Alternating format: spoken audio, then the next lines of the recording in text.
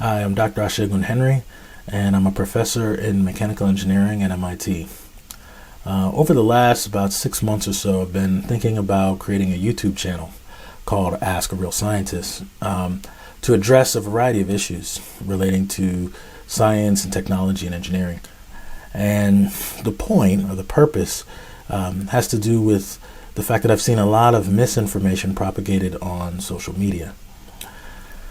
So the point is to try and create a platform where people can ask questions and get direct answers from relevant experts in the appropriate fields.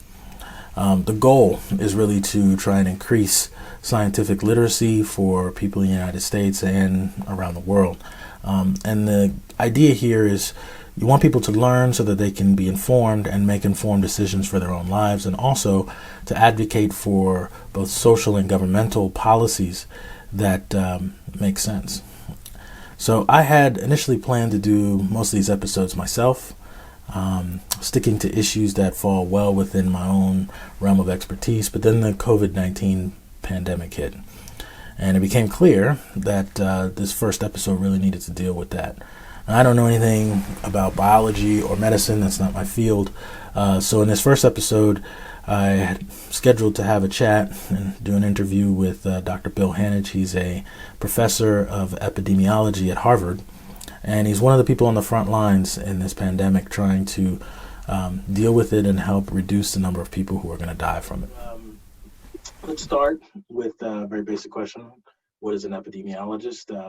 Again, the context here being, imagine that who's watching this is somebody that may have literally never even heard the word before. I, for example, I'm an interesting example where I have a PhD in mechanical engineering, but I never took a biology class. I literally have never taken biology. It wasn't required. I took chemistry, but never biology. And so I know very little. I know almost nothing. And so it's useful to go over some basic things like this, and you'd be surprised how little people understand and how little people know about, we are biological entities right now. Absolutely. I mean, in terms of never having taken a biology class, I should point out that some of the best epidemiologists I know started out as physicists. A friend of mine did his PhD and indeed his first postdoc were in string theory. But yeah, epidemiologists are, we study disease, what makes people get sick, who gets sick, why they are getting sick, what exposures make them get sick, and what can we do to stop it. Next question is really again, suppose someone's hearing some of this, or at least engaging this idea of the science of how a disease would spread the first time. Suppose you wanted to try to, or needed to convince them that this field itself is built on some robust science. One of the ways we do that in my field or in other physical science fields is, you basically give some examples of validation, right? Basically the premise of, as I understand it, of one aspect of epidemiology, right, is that you build models that could predict things like how many people are going to get sick, or what the effects will be and to what extent things will propagate. So the question now becomes, in my view, how do you validate that, or how do you convince someone that this field is able to get things right and that it actually works? The one that I tend to use when I'm trying to convince people is the critical vaccination threshold, which is the proportion of the population that has to be immune, vaccinated, with a perfect vaccine, which is 100% effective, in order to eliminate the infection, the pathogen from the population. And this is actually a really simple formula. You can achieve it in high school math, and it's just 1 minus 1 over R naught, where R naught is the basic reproductive number, which is the number of people you would expect to be infected on average if you dropped a single infected person into a community. So for COVID, we think that's between 2 to 3.5. Maybe a little higher in some places, maybe a little lower in others, because like I said, it's an average, but it depends on the contact structures which are made. Now, for measles, that number is 18. So obviously a far higher fraction of the population needs to be vaccinated against measles, which is one of the reasons why people like me get up in arms when anti-vaxxers sort of get into a community and they sort of, and people don't vaccinate their kids, because nearly everyone has to be vaccinated in order to keep measles out. And regrettably, one of the kind of validation things that I can point to is the fact that when you get vaccination rates dropping below that level, then measles outbreaks occur. And you know, it is sad, but they do happen. So that's probably the best example I can think of. But I want to... Interesting. So, so I think this actually raises an interesting point about that maybe should be emphasized, which is what is really the point of these models. As I'm listening to you, it sounds like one of the main purposes of these models is you want to do these predictions so that you can prepare the healthcare system appropriately, right? Like if you know how many people are going to get sick, then you can try to prepare in advance and make sure. Exactly. Yeah. How many ventilators do you need to buy, for instance? Right. And so, because the worst thing you want to happen is someone is sick. They could presumably recover if they had certain medical resources available to them, but the resources are not, and so therefore they die. That's right. That's exactly right. The people who are taking these models and making this and giving the advice, which is being acted on, have a fairly awesome responsibility. Mm-hmm. And things can change. So up until not that long ago, the Imperial College model was based on stuff which had been taken from the early outbreak in Wuhan. Mm-hmm. And then when it was updated with better data from Italy, then things started to change. It became pretty clear that the situation was more serious. And I mean, it's important to remember that, it's over 100 years since the 1918-19 pandemic, which killed about 50 million people worldwide. Wow. So but we're still talking about that. We're still estimating things about it. We're still sort of saying, whoa, the records show that this place was particularly badly affected. Why was that? So people are going to be talking about this in 100 years' time. And they're still going to be publishing papers in it. Well, or whatever has replaced papers by that stage.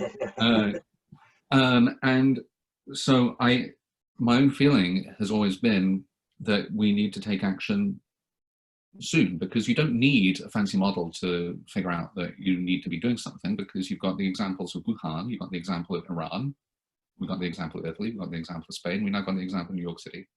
I guess I wanted you to maybe clarify what pandemic actually means, and when in this whole process were you clear that it was definitely going to be a pandemic?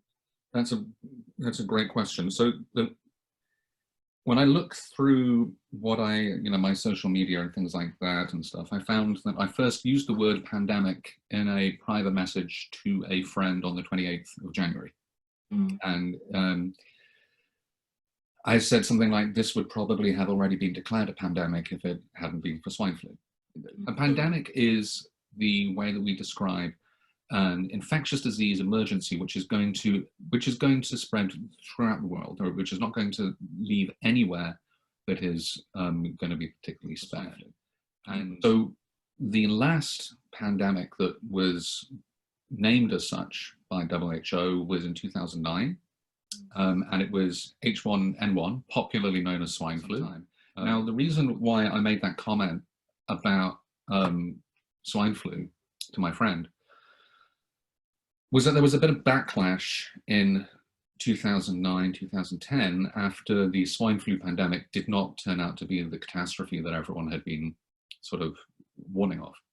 Because while it was technically a pandemic, the disease it caused was pretty mild. So if you look back at my social media feed, you can see me saying months ago, yes, this will be a pandemic. We don't know, but remember, so was swine flu. We don't know how serious it is. That was before I shifted my thinking from, is it serious, to, wait, this is a thing which can crash healthcare. Mm. When did you get that perspective that this could crash healthcare? Early to mid-February. Mm. Suddenly I knew it was a pandemic. The data point that made me really change my mind was Iran, because up until then, you could see that Wuhan had had a big outbreak. You could see that it had been introduced to other places like Singapore and Hong Kong and Taiwan, all places which incidentally have really, really good public health and really good epidemiologists and really good contact tracing, and was just about being kept under control there. But the question was, did we really believe that China could put a lid on it and it wouldn't be introduced to somewhere else? And so the data point is that I was looking for was something that would indicate that you could have unsuspected spread. So that, in my mental model, there was a possibility that people would be transmitting who were not really aware they were infectious. If they developed respiratory symptoms, they'd probably assume that it was flu. Somebody actually said exactly that in a meeting in January. And the first we would know would be when people in a vulnerable group started dropping dead. And I even sort of said sometime, I forget when exactly, I made a note of that and when I thought that would be happening, if it were going to happen. And it would be it would be somewhere else. You wouldn't have seen it coming. And the first thing we saw was the day that there were 2 cases that were reported from Iran. And then the next day they went to deaths. And at that moment, they weren't just cases, they were dead people. That was also very worrying. And again, confirmed the intuition that it was going to be a pandemic, because of the fact that we know from looking at the early Chinese case series and a lot more information since then, that the people who are most severely affected take a long time to get there. So, about 3 weeks. Roughly speaking, some people more quickly, some people longer, but what that meant was that for those 2 people in Iran to be dead at that stage, they must have been infected about 3 weeks before. And because we know that if we assume that the mortality rate is about, 1 in 50, which is, 1 in 50 or 1 in 100, then you can see that 2 people being infected back then is compatible with, a lot of people being infected back then. And then you've got and then they have been transmitting since then. They've not been just sitting there in isolation. So what was already a few hundred people has gone from 100 to then 200, then 400, and then 800, if you're assuming that the reproductive number is 2. So by the time you're seeing the dead people, you're already sitting on a powder keg. So it sounds like one of the things that makes COVID different and distinct from at least maybe, let me just say maybe, like you said, H1N1 or other cases, is this idea that people can be infected and transmitting without knowing, without being symptomatic. Is that so to speak the deadly aspect of this thing, so to speak? Absolutely. Absolutely. In fact, it's a classic paper that was written by the former string theorist, among others. Okay. And what it shows is that you can draw a distinction between things which cause pandemics or which have the pandemic sort of potential, and those that don't. And it is there is very much due to that. So if you take, for instance, influenza or HIV, both of those can transmit before people are aware they're infected. I mean, obviously it happens at a very different timescale, but that ability to transmit while not being aware that you are infected is a crucial thing. Now, if you look at other things like Ebola or the original SARS, they have transmission very much linked to when symptoms become evident. So Ebola, as you know, has quite distinctive symptoms, to say the least. And the original SARS, again, people were most infectious when they were coughing. So in the case of the original SARS, I've taught this to students in the fall every year for years now. The reason the original SARS was controlled was because of the fact that the social distancing that people did was effective. I mean, it's just like it took the reproductive number from being around 3 and plummeted it straight down to below 1. And then once you've got to that, all you're doing is waiting for those transmission chains to burn out, which can take a while, but it's still controllable. The thing with this is, the thing with COVID is that you get transmission before symptoms. There's a wide range of very mildly symptomatic people. We still don't know how many exactly, but it could be a lot of people. And I've heard some folks who I think are incredibly irresponsible saying, if this is the case, why are we in lockdown? And the answer, if you want the answer, just walk into your local emergency department. I say, if you say that kind of thing to a person who's on the front line, you'll probably have good luck not getting punched in the face, because, I mean, they are suffering. They are people, I know people who have been physicians who have been updating their wills. People have said to me that they're scared for the first time in their professional lives. And the limitations to the physical distancing, I'm saying physical distancing rather than social distancing, by the way, because, hey, this is completely changing my social interactions. I've never met you. I mean, there's not actually, there's something quite social about this. But the physical distancing is about the only thing we can do to stop the inflow of new people into the healthcare system, because the people who are going to die in a month are already infected and they don't know it. And so we're trying to stop that happening. I mean, there's been some rather misleading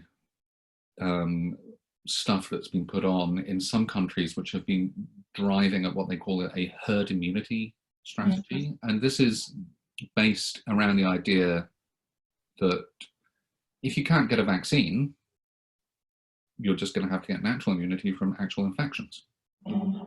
And the question is that I understand that that's not completely crazy, but the question is, how do you get there? Now, for this to be the case, given the estimates that we have of the reproductive number, think about it in terms of that 1 minus 1 over our naught again.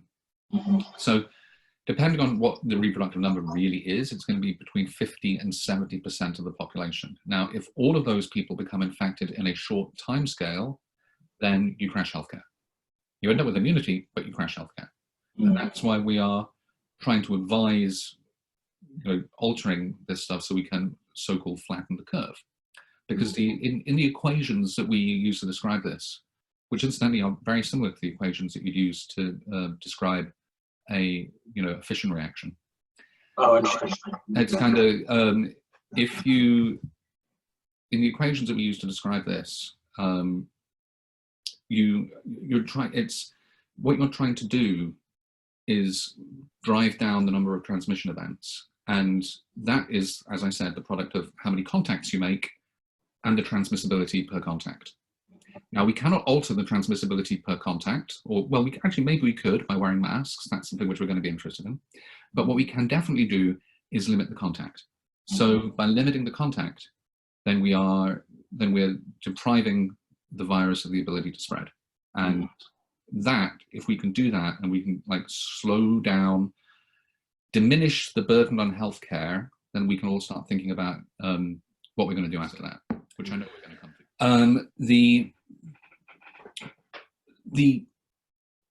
The tests which you've heard about, and there are dozens of them now, work by very specific primers which bind to characteristic regions of the virus, which distinguish it from others. Primers are little bits of small stretches of DNA. And they bind to different bits of the virus, and then the area between them gets copied. And then that gets copied again. It's a thing called the polymerase chain reaction. And so you can, by looking at how quickly that happens, you can start getting an idea of how many copies of viral genomes there are. And you can, so to do that, you can take a swab, and it's actually not a very comfortable swab to have taken. I mean, you know you've had it. But you can take a swab and then you can run it through there to see if you can detect the presence of viral genetic material. That's not, by the way, the same thing as viable virus. It's just saying that the genomes are there. But those are the tests that you've been hearing about. At the moment, it's absolutely essential, because we have a shortage of tests still in the United States. We don't just have a shortage of tests, we've got a shortage of swabs with which to take them. We've got a shortage of the kits which are used to isolate the viral genetic material for testing. So we have all of these shortages, and while we don't have enough of them, we need to concentrate them on the people who are sick. And the reason we need to do that is that, the worst place in the world for an infectious person is in healthcare not identified as having COVID. That's the worst place. So when you see a person who's really sick and you're going to potentially have to intubate them, you want to know the risk. I mean, if they have flu, fine. I mean, it's flu, we can deal with that. If it's COVID, no, you have to do it under very, very, very careful, special procedures in a negative pressure room and things like that. I mean, it becomes a much more fraught activity. So the tests need to be focused on identifying who are the people who need to be treated with appropriate personal protective equipment. Once you've got them, tests should be prioritized for healthcare workers, both because they are at risk and because any healthcare worker who becomes infected should obviously be removed, and so they don't end up infecting others. So, and then once you've got that, then we can start moving towards these kind of targeted contact tracing and doing testing in the community in order to identify surveillance and how many people are really infected. So those are tests to detect virus. There are also a set of tests based on antibodies, which are called serological tests, and people are really, really excited. Well, I've been calling for, I put it like a hashtag, Sero survey now, about a month ago, because I wanted to know how many people were immune, had been exposed, and maybe never known that they had the infection. Now, some of these things are starting to come through now, and it may be that a large number of people have had it and are immune, which will be wonderful. I mean, it doesn't mean we can relax, because we've still got we still don't want healthcare to be destroyed. Another thing that I think I've heard a lot of is people making comparisons between COVID and the flu. I know even when this first came out myself, in my ignorance, it seemed like the description of the symptoms sounded like the flu. And so, particularly since it wasn't clear how many people are going to experience mild symptoms, the rate at which people die, it wasn't clear. Why is this such a big deal? Because it sounds like the flu. It's like you get similar symptoms as the flu, and sounds like maybe a similar number of people or a similar fraction of people die from the flu. So can you maybe clarify what's so different about this? Because I initially at least was a bit surprised by how big the response was. It makes more sense now because you talk about overrunning the healthcare system. You talk about something that spreads very quickly and there is no immunity to it. But can you maybe explain and talk about that in more detail, like what is so different about it by comparison to the flu? Yeah, it's immunity. I mean, it's all about immunity. So in the first place, I mean, this is sort of obvious. It is a different virus. Coronaviruses and influenza viruses are different beasts. They both cause respiratory symptoms, and this is a range of symptoms, but primarily respiratory ones. The coronaviruses that we know of already cause respiratory symptoms. There are two beta coronaviruses which circulate in the community and cause colds, basically. Then you've got the original SARS, and then you've got MERS, which is Middle East Respiratory Syndrome. which is probably from bats, and then camels are an intermediate host and they infect humans. They both the SARS, original SARS, and MERS have very severe, they have high mortality rates. The other coronaviruses are pretty innocuous. Now, the reason this is different, other than the fact that it's a different virus, is that there is not immunity, okay? So when we see seasonal flu, and seasonal flu can kill quite a lot of people. I mean,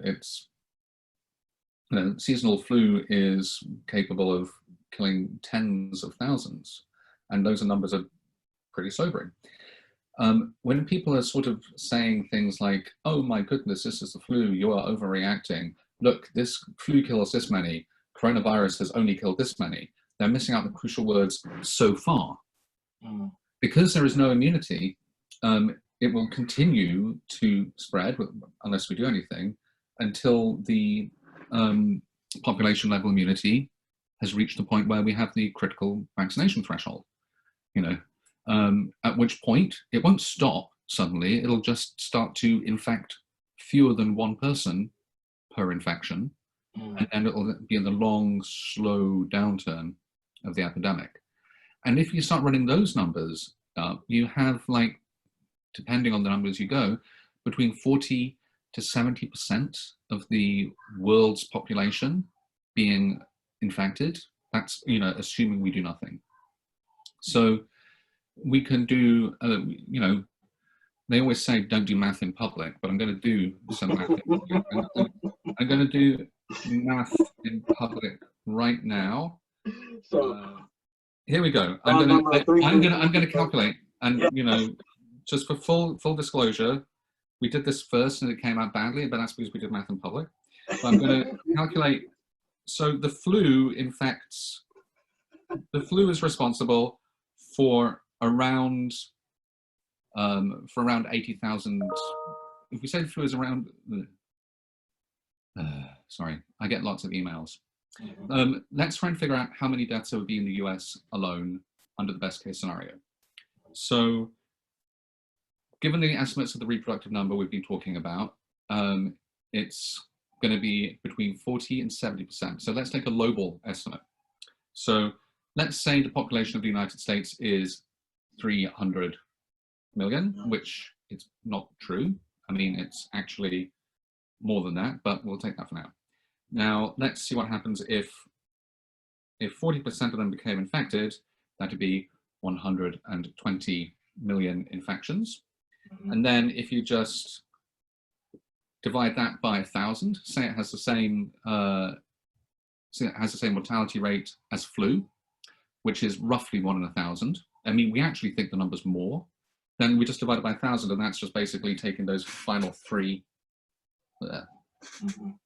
Around. So we're talking about 120,000 deaths in the US alone in the best case scenario. Now, it's true, flu does cause tens of thousands of deaths, but even bad flu seasons don't cause that many. So, and that, I want to emphasize, is the best case scenario. Now, I should also point out that that is assuming we do nothing. If we do nothing, then that's the kind of thing that might happen. But we're not doing nothing. We are doing physical distancing. We are working to improve healthcare capacity. We are working to confront this. But anybody who tells you that this is like the flu doesn't know what they're talking about. There's another way in which people say it's like the flu, which is worth addressing head on, which is that the flu is very seasonal. Flu is subject to a great deal of what we call seasonal forcing, which means that it tends to transmit better when it is cold and dry. So when it gets to be warm and wet, it goes, it does not transmit as well. So people say, including the president, people have said that when the weather changes and the spring comes, it'll go away. That's not true. That's just not true. Flu goes away because of seasonal forcing and immunity, because the population has been exposed over the winter to flu, and they've built up some immunity. And then when you add that, the double whammy of immunity plus the change in the weather, that drives flu down.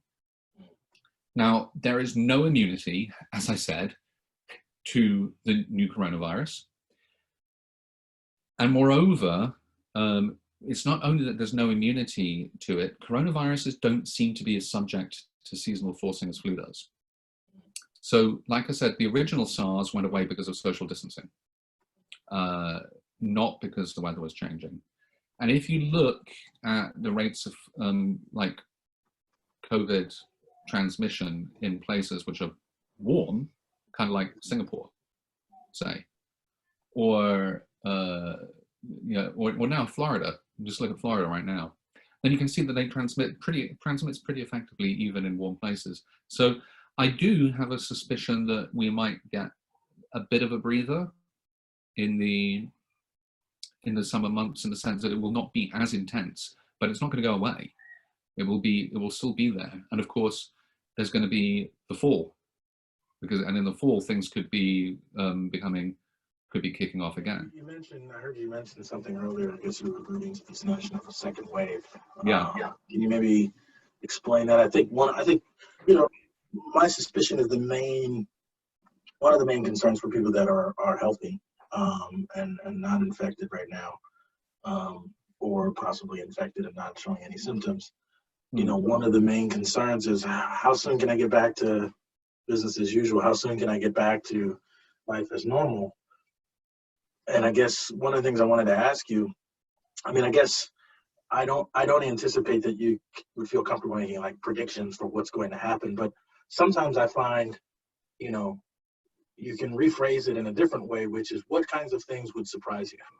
So, like what would you, it sounds like, based on what you're saying, it doesn't sound like you'd be surprised if 2 months from now we're in April. So in June, if at the beginning of June, if we are still under stay-at-home orders in most or all of the states, that doesn't sound like that would be unreasonable to you. You would not be surprised if that was still the case. Is that I would not be terribly surprised. I think that I would hope that by then we would have been able to think of some imaginative ways to start dealing with this a little bit more effectively, so that people were not under lockdown or what have you, okay. And that. So what would that look like? What do you mean by that? Well, one thing which has been getting a lot of interest over the last week, kind of suddenly, has been masks. And I've been going for a little kind of change in my own thinking. When this all started, I was texting with a friend who lives in Japan and whose wife regularly, wears masks religiously.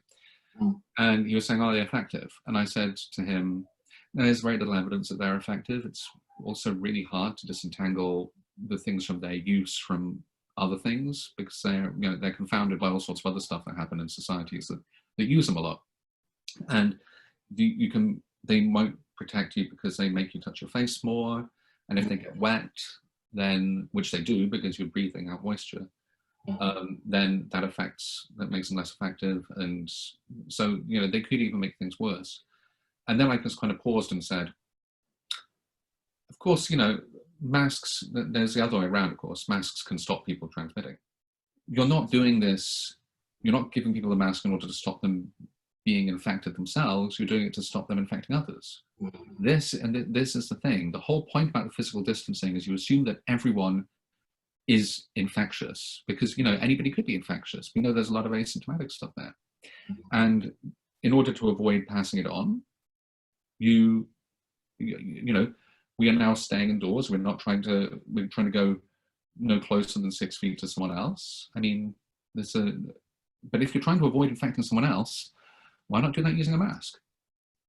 So we don't know yet exactly how effective mask use is. There was a paper that came out yesterday from the University of Hong Kong. My friend Ben was one of the authors, and he and I were having an intense discussion about this yesterday. But it was showing that using these masks seems to be effective at preventing infected people expelling virus and, just impeding that that droplet spread, which is so important. Can you talk about the droplet spread specifically? So there's coughing, I guess, which is a symptom of this dry cough is a particular symptom. Yeah, dry cough, but also talking. I mean, you're producing droplets while you're talking. I mean, it's Wow.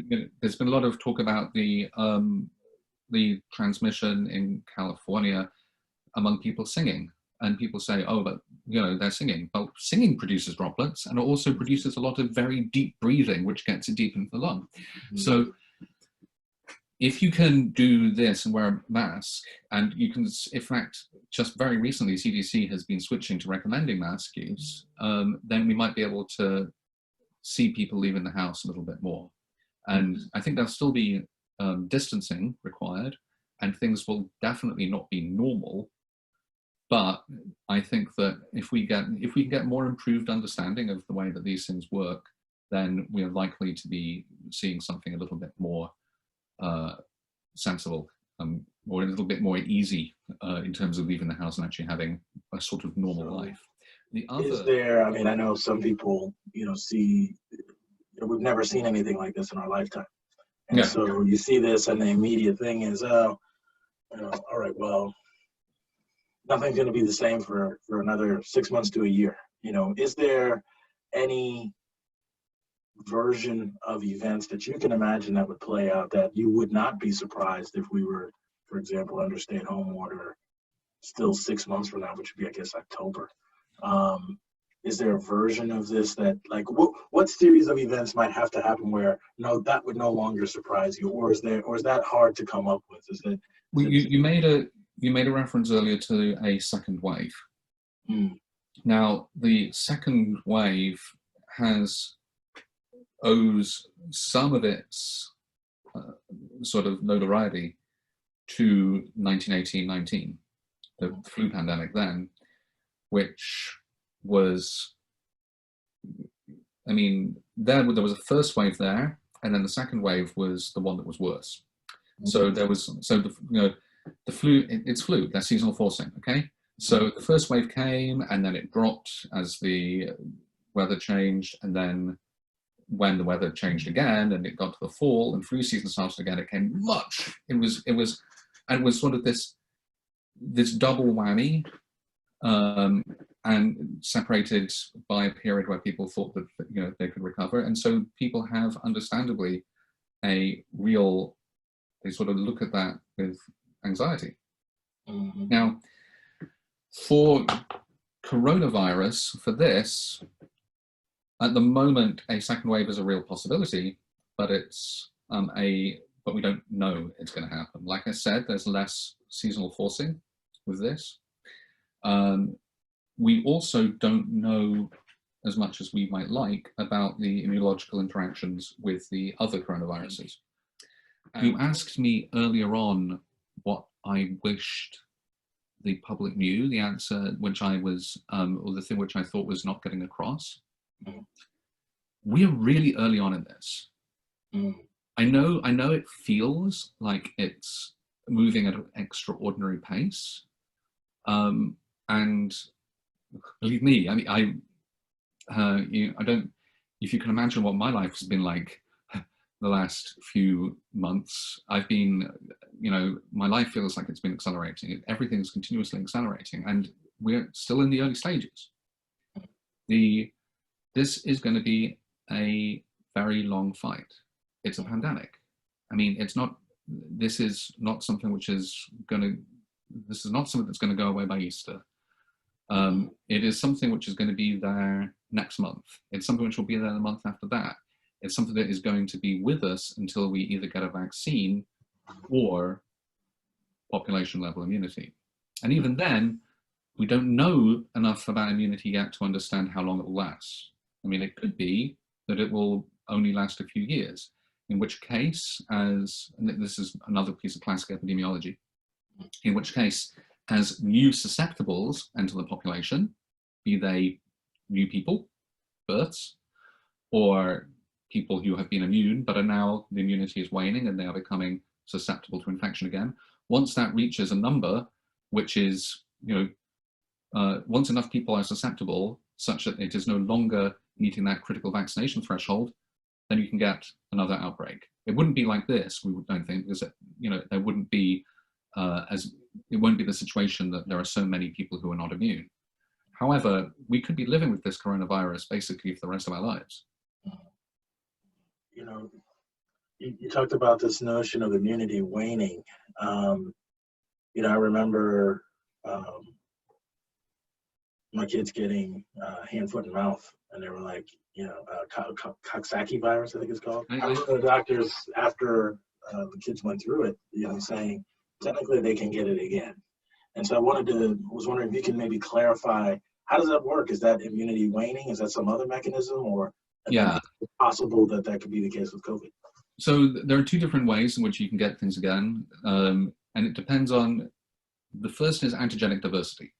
Okay, so the antigens are the things on the outside of a pathogen which the immune system recognizes. Now, if you encounter the same thing again, you can fight it off. But if the pathogen exists in several different antigenic forms, such that you recognize the one that you were exposed to, but not the other one, then you can get it again. That's what happens there. Then there's also, that's actually why we see flu, because what happens with flu, and the evolution of flu is actually a really interesting thing. If you look at phylogenetic trees made from flu genomes, you can see that they have a very characteristic structure which looks, let's see if I can find a bit of paper to draw it on. Okay. So it looks like a step. Yeah. And then, so this is what you get like 1 year, and then the next year, and then the next year. So everything in 1 year is all very closely related to each other. And then the next year, it's like one of those escapes and starts off the next year. And that's because of immunity. So you see that because if you were trying to circulate in the form that was around last year, then, that's still last season. That's just, coming, you get with the program. And you need to, the flu viruses which have moved on enough that there's less immunity to them in the population because they've mutated, are able to then go back and cause more infections the next year. In contrast, by the way, if you do the same kind of thing with measles, you get something that looks much more, and that's because of the fact that in measles, the epidemiology is driven by the supply of susceptibles. So it's not that the measles is becoming antigenically diversifying and escaping selection. It's that people are entering the population who are not immune. So those are the reasons for those two very distinctive, different shapes of trees. Okay. And what makes you think COVID is not going to be like, well, what makes you think COVID will fall in this category of something that you won't get multiple times? Oh, I think we probably will be able to get it multiple times, but based on this, I'm basing that on what we know about current coronaviruses, which is that they generate immunity, but the immunity is not lifelong. So it starts to wane. But again, this is getting into this space of speculation because of the fact that immunity is a funny thing. So you could reasonably have a situation where you get immunity to COVID or the virus, SARS-CoV-2. And then if you get sort of like exposed by small amounts, that boosts your immunity, so you're unlikely to get it again. Of course, that's not going to help anybody who's immunosuppressed. Or it could be that there's long-lasting immunity. Or there's even the possibility, and I've seen people talking about this, but there's even the possibility of antibody-dependent enhancement, which means that future infections with the same thing could be affected by the antibodies you've already generated and you could behave differently. At least in the theoretical possibility, you could be worse affected. So we have, there's a huge amount of stuff that we do not know. I mean, I cannot emphasize the extent to which we are still learning about this beast. Well, I guess one thing that may not be clear for people that I was hoping you could speak to is the time scale it takes to learn some of this stuff. So, for example, I'll give a comparison to my own field, right? Like it's common that people like to think about the internet boom. They think about electronics and microelectronics and how there's been so much of a revolution over the last 10 to 20 years, and they love to port those expectations over to energy. And it's like, oh, you never know what new energy technology somebody will come out next, as if it's going to come out tomorrow, as if it will come out in 2 years or even 3 years. In reality, the time it takes to switch fuels historically is more on the time scale of 50 years. Yeah. And it takes a really long time to develop a new energy technology, test it out, and proliferate it and actually be confident that it's going to work. So the time scale in that case for new technologies, new knowledge, new proliferation of new things is very long. With many of the things that you mentioned, I'm curious, maybe I'll ask it this way, like what are the top 3 things for you as a epidemiologist that you would want to know about COVID-19 such that you could make probably some of the most relevant and important predictions? And how long is it going to take you, or do you think it might take you to get the inputs you need? That's a really good question. And it points to something that I've been thinking about, which is quite disturbing. The difficulty we face is that the only way we have of learning about this is by studying it in the wild. And everywhere that we might be trying to get data is currently overwhelmed. All the people who would be saying, oh, could you tell us what's, who's infected? Can you tell us where they were? I mean, New York City is now overwhelmed. I mean, there are, we make forms, typically when somebody is suffering from like a notifiable infection or something, we make a form so you can collect epidemiological characteristics.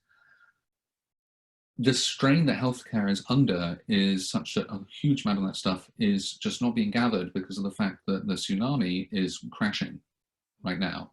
So my own feeling right now is just to try and steel myself to examine this first wave and learn as much as I can from it. The other thing is that you have to make decisions on a timescale that is really quite short if you're not going to be experiencing that surge, which is so dangerous that we talked about. Now, what I would like to know is, as we said before, serology. I really want there to be serological data. I've been thinking about it, Sero Survey now for over a month. But we have to get a test which has been developed. I was talking to someone this morning about trying to come up with gold standards for those tests. You have to test it on people who have been infected. You then want to test it on their contacts. You then want to do it on the population as a whole in order to find out how many people are immune. Now, I have been sort of thinking that I've been kind of looking and waiting for that data to be available for ages, and it still isn't. So I'm surprised. I wish it would be. I would hope that is going to be coming out and going to be clear within the next month or so. I would hope. I also want to know what the role of children is. If children can become infected, then you have a real problem. And here's a great example of how the crush and the tsunami influences what we see. Because testing in the early stages is focused on the sickest people, you have no idea of the numbers of asymptomatics or minimally symptomatics there might be, because you are just overwhelmed testing the sick people. You also don't know, you also have a really weird picture of the age distribution of cases, because children don't get as sick. They can get sick, but they don't get as sick as people who are in there, who are much later in the life course. And that means that for a long time, people would say, oh, children cannot be infected. No, they can. You just don't see them in the same way. Now, if you look at places like some data from Shenzhen in China, which is outside the epicenter of the pandemic in Wuhan, if you look there where people were doing testing and they were not as overwhelmed, they found that children or people under the age of 15 could be infected. They were very mild symptoms, but they could be infected. Now, what this doesn't tell us still is, do those kids transmit? You know, we've already talked about asymptomatic transmission, but we've already talked about asymptomatic transmission, so I think it would be really, really dangerous to assume that kids cannot transmit. Well, why wouldn't they transmit? I mean, what's different about it? Well, people assume that you transmit because of that. You know, people with more symptoms are more likely to transmit because they cough and sneeze and so on. I mean, even though, as I said, we know that asymptomatic transmission can happen, or pre-symptomatic transmission, and then I mean, you can easily game out all kinds of grim possibilities. You know, one that was particularly anxiety-inducing to me would be a situation where you keep the schools open long enough to make sure that all the kids are infected, and then you close the schools, but you don't do anything to everything else, the other business, and you send the kids home, and the parents will have to work, so they pull in the grandparents looking after the kids, and the grandparents are then promptly infected by the children, and then the grandparents die. So there's so many things about this that we don't really know still, and you know, I'm trying to adopt a precautionary principle. I mean, my wife always says, you know, I mean, it's a principle of public health. But wouldn't it be great to be the first place to overreact? I don't know if this is still the case, but I was talking to a journalist earlier this week who stated that in Texas, religious services have been declared as essential gatherings. So you don't have the, so they are exempt from the recommendations that have been coming out from Washington. Now, this is not, you know, I already know personally of someone who has died and was most likely infected at a religious service. I mean, it's not pleasant. Nobody's going to tell you that social distancing is a barrel of laughs. Yeah, I don't like social distancing. I would love to be able to. I mean, this, by the way, what I'm doing with you now is my downtime, because you know the rest of the time, almost all the rest of the time, I'm working, and I'm mostly doing stuff until I can't remember the last time I went to bed before midnight. And I usually wake up before the alarm goes off at 6. I think we still are in this strange place where a whole bunch of people haven't accepted that it's real, or that it's going to come to town. So let me unfold for you, and you know, anybody looking at this, just what I expect at the moment and why. And I'm not, as I think you know, I'm not in the business of very hard and fast predictions, but the outlines of this should hold. The virus is already transmitting in pretty much all major US metropolitan areas. The risk of becoming infected or moving, or the risk of importing the virus switched from being highest among imports from other places like Italy to travel within the US a couple of weeks ago, probably a little bit more than that. It is widely disseminated. If you're in a community larger than a certain size, exactly what that size is, I don't know, it is already transmitting. Now, the rate with which it is growing depends on how much, exactly when it was introduced, and how that relates to the local measures which were taken. Wuhan was shut down way more than we've managed to achieve here, when it had 495 cases. And you know what happened in Wuhan, they had to build extra hospitals. In Guangzhou, they shut down to the same extent when they had, I think, 20 something, or maybe even less. And they had a completely manageable outbreak. which did not. If you live in a smaller community, then maybe you have a chance that the virus isn't there yet, you know. But others will have had multiple introductions. Think about all those spring breakers who were in Florida, which has only just implemented any distancing guidelines. Think of all those spring breakers. If they come back to your little town in Iowa, then if enough of them come back and initiate local transmission chains, then that little town in Iowa could be pretty hard hit. And also that little town in Iowa might not have as many critical care facilities, as many ICU beds as you would like. So as time goes on, those kind of random stochastic things will become less important. And things will start to, it becomes a more deterministic process. But at this stage, there is a crucial window within which you've got time to act. Other things that I think people are interested in knowing, I suspect will take much longer, which is how does a particular intervention actually affect human beings? Because that requires lots of clinical study that I presume takes a much longer period of time. So you mentioned last time, about vitamin C and, how long does it take to learn something like that, whether or not a particular thing has any impact, and is there misinformation you've heard in that regard that you want to address? There's a lot of misinformation at the moment about, there have been a large number of trials that are being done of particular treatments. You can see one of the ones is some of the anti-malarials, for instance, which are in there. The numbers are pretty small. In order to securely nail things down, we need, you need studies that take time to conduct.